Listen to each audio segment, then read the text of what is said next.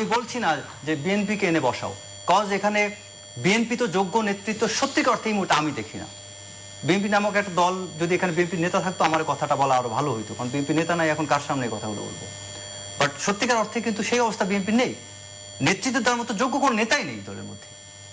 আপনার ফখরুল ইসলাম আলমগীর একজন, তাকে তো মানুষ, এখন তো আমাদের ফ্যামিলি তান্ত্রিক একটা রাজনীতি চলতেছে, এখন এই ভদ্রলোক অনেক যোগ্য, কিন্তু তাকে কি মানুষ ওইভাবে কি মেনে নিবে? নিবে না। স্পেস বিষয়তে কাকে স্পেস দিবে এখানে আমি একটু দ্বিমত করব।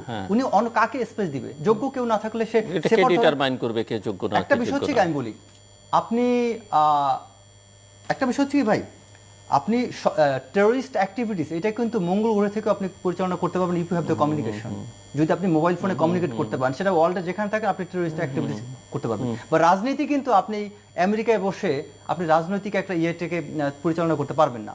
আর তারপরে যেটা হচ্ছে যে বাংলাদেশে এখন সত্যিকার অর্থে আপনি অনেক কর্মী আছে দেখবেন, আমি নাম ধরেই বলি, ধরেন বিএনপির কথাই বলি, বিএনপির প্রচুর কর্মী আছে মাঠে, বিএনপির সমর্থকের কিন্তু অভাব নেই বা নেতাদের কিন্তু অভাব নেই, কিন্তু প্রত্যেকটা দলের কিন্তু একজন প্রধান থাকেন, মানে মেইন পিভটিং একটা ফিগার থাকেন, সেটা কি আছে তাদের?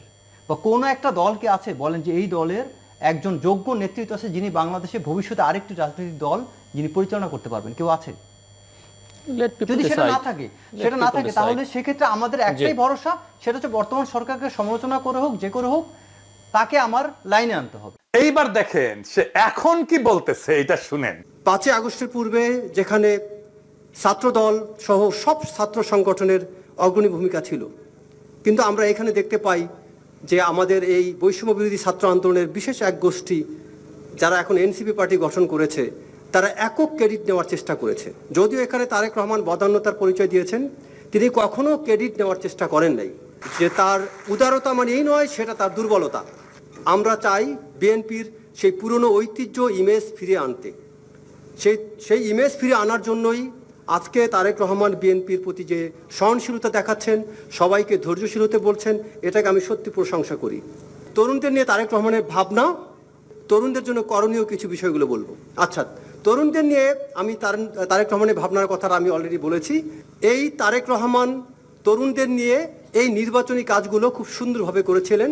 দল গঠনে দলে তরুণদেরও সম্পৃক্ত করা, একটা সুন্দর সুষ্ঠু ভোটাধিকার প্রতিষ্ঠার জন্য তিনি এককভাবে কাজ করে গিয়েছিলেন।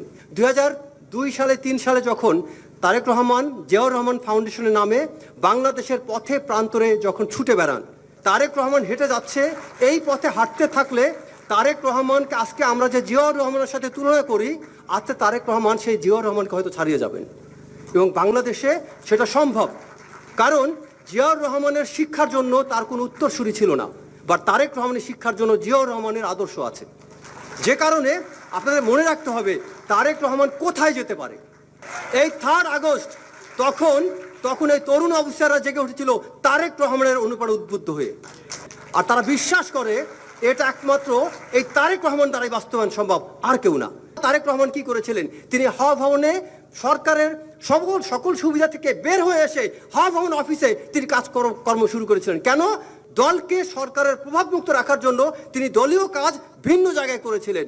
এটাকে আমাদের হাততালি দিয়ে প্রশংসা করা উচিত।